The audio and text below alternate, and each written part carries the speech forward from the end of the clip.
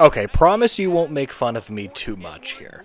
But I'm going to be completely honest with you. I remember a number of years ago, I would go on and on about Timothy Liljegren. I was like, you know what? Maybe one day he can be just like the Calgary Flames Rasmus Andersson. I was like, you know what? This is the year. This is the year he's going to turn into Rasmus Andersson. And yeah, that did not happen at all because Rasmus Andersson blossomed into a quality top four right-handed shot defenseman.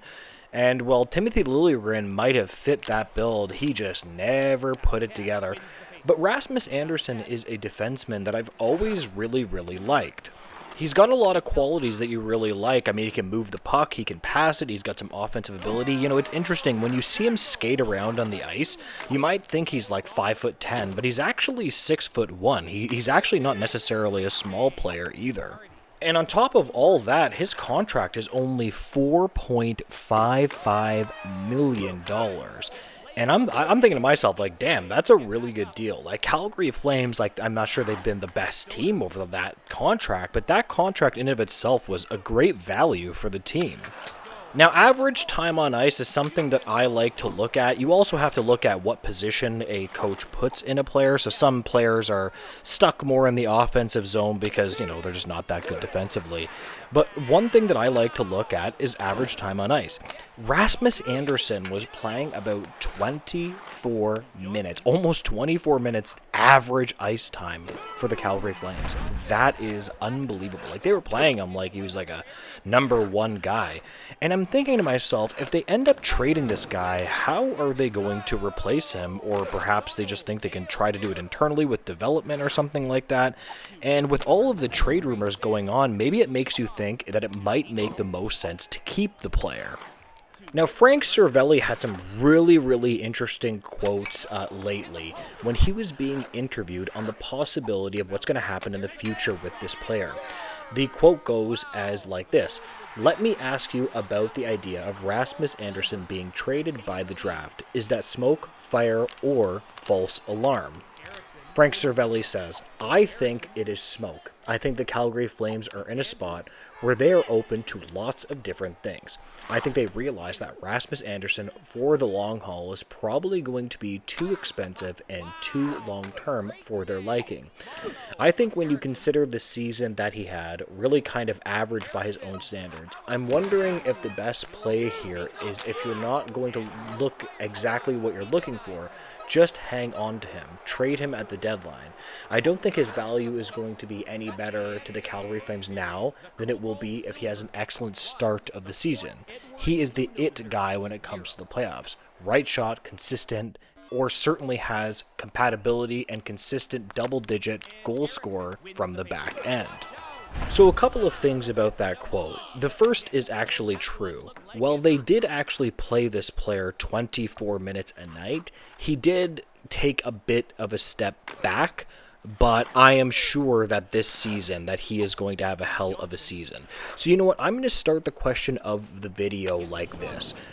If they trade Rasmus Andersson, do you think that you should trade him right now, like let's say up to the draft, or do you think that you should let him start the season, hopefully he starts better, and then trade him at a high? Now, to be fair, there is a lot of risk to that as well. Like, what if he turns into a pumpkin at the start of the season and nobody wants him? That potentially could be an issue as well. Now, we also did get a really interesting article recently of a reporter essentially saying that the Flames may want to try to trade Rasmus Andersson for K'Andre Miller.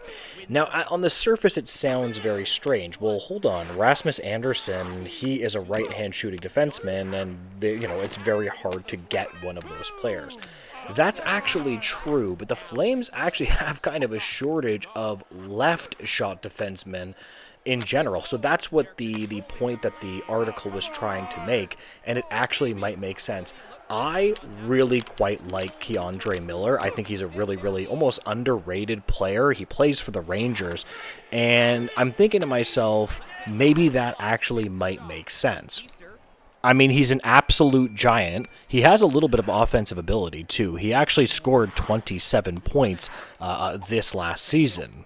And it's funny, if you actually look at K'Andre Miller's time on ice, he actually plays about close to 22 minutes a game. I was actually surprised when I look at that. I watch the New York Rangers sometimes, but I actually didn't know that he played that much for the Rangers. But yeah, they trust him quite a bit.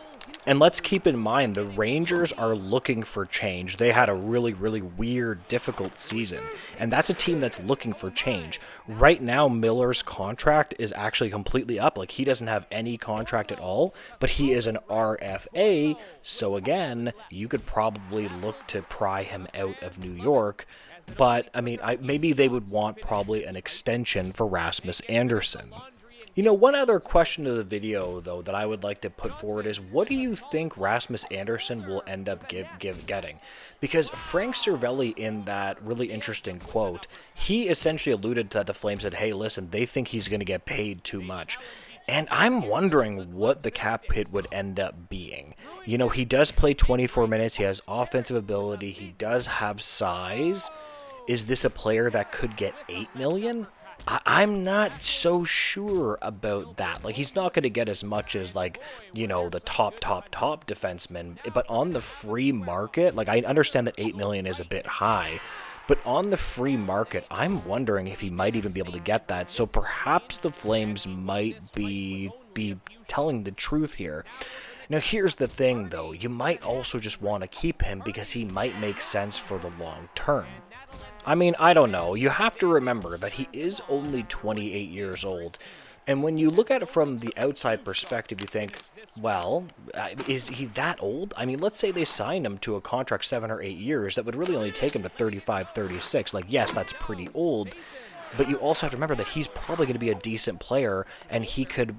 You need veterans in your lineup for a rebuild. You can't just have only young guys. You need useful veterans. So I think that's my ultimate take. Anyways, I am going to leave this video here. If you can make sure to like, comment, and subscribe, I would greatly appreciate it, guys. And make sure to have a great day. Goodbye, guys.